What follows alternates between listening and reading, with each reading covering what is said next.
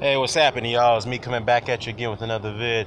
Hey, shout out to Mr. Boxer today. I seen this on his well, actually I saw this on his upload, his channel, where Bermane had gave a exclusive interview to Baylor Inc. TV, which he usually go to most of the time. That's the platform that he goes to give his give his thoughts and his opinions. And shout out to Baylor because he seems to get he gets these exclusives from Stiverne and whatnot. But Stiverne had provided an update on the Wilder and the situation between him and Wilder, and he stated that he agreed to a step-aside deal, but I don't think he disclosed the amount. However, the deal does entail that he would not only agree to step aside, but he will also fight on the undercard, where actually they will be co-main eventing the with Wilder being the lead main eventer for the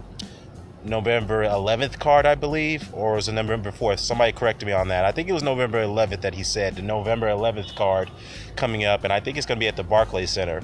And Stiverne has agreed to fight Dominic Breazeale. That's a pretty dangerous fight for Stiverne.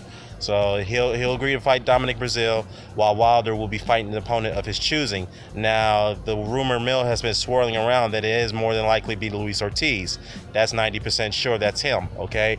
Now, before I get into the Luis Ortiz situation, I gotta say, you know what?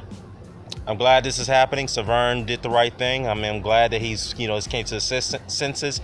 Of course, he has a pretty good legal team now, and advisors of Jay Prince and Josh Conan, because they also represent and advise they represent and advise Andre Ward as well, and they more than likely advised him to take the deal because it's a very good deal. You're getting I think he's probably more than likely, I'm just assuming here, he's probably getting a high seven-figure step-aside deal. Plus, he is guaranteed his shot after the fight is, after Wilder gets past his voluntary opponent of his choosing. So that's another payday, another seven-figure payday. So you're getting two seven-figure paydays. So they advise him to take it. So there you go.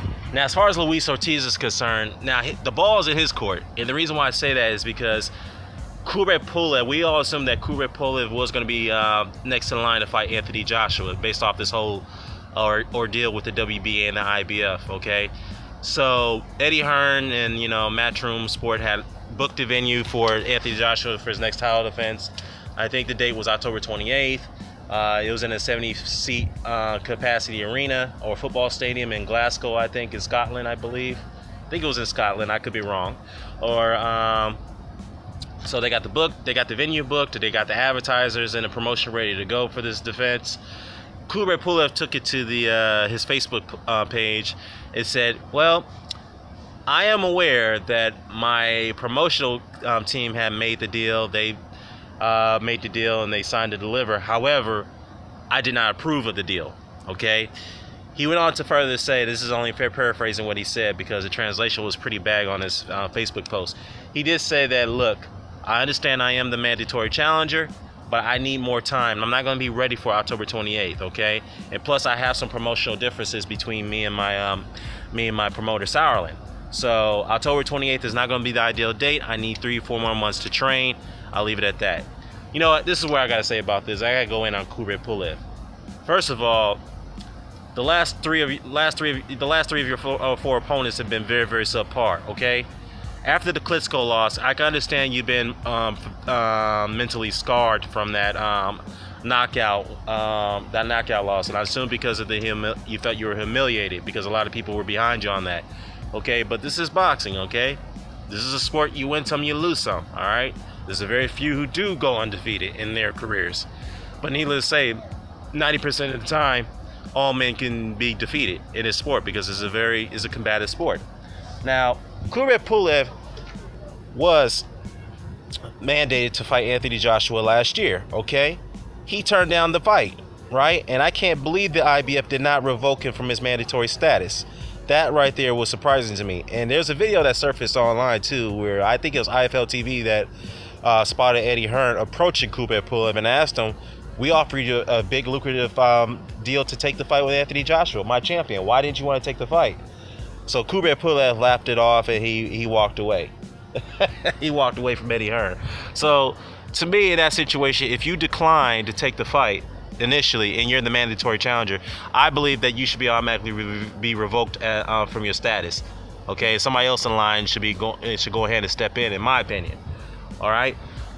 Or if that's, I take that back. If a mandatory challenger for some reason whatsoever cannot take the fight against the champion, he should be revoked his status, and then the sanctioning body should order the next top-rated contenders to fight for the position to become mandatory.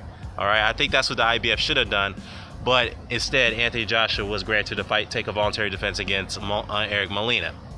Okay, so anyhow, it's been a year. Pulev knew that he was still mandatory for all this time, and yet he comes out and says that I'm not ready. Oh, Jesus Christ, man. This is crazy. He needs to be revoked immediately, and the IBF, what they need to do is just go ahead and order a mandatory fight between the next top-rated contenders, and then whoever the winner is should be fighting for that mandatory. You should be fighting for that mandatory position. But of course, Eddie Hearn is coming out saying that more likely they're going to replace Pulev with Carlos Takam, for what I've heard. And shout out to Sporting Icons. I heard this from his from his YouTube channel. So I don't know about that, to be honest with you. And I like Carlos Takam. I don't know. I just believe that there should be the two top-rated contenders. I think Takam is rated number 3 or number 4, something around there, I believe. If so, then let him and some other top-rated contender in the IBF fight for that position. Then they become mandatory challenger. That's just the way I see it. But then again, going back to Luis Ortiz can opt to either fight Wilder, or he can opt to take the mandatory shot against Anthony Joshua. So the ball's in his court right now. So, yeah, it's very interesting to see how this thing will develop. So, yeah, let me know what your thoughts about this. Do you agree or disagree with my assessment on this? I am out. Peace.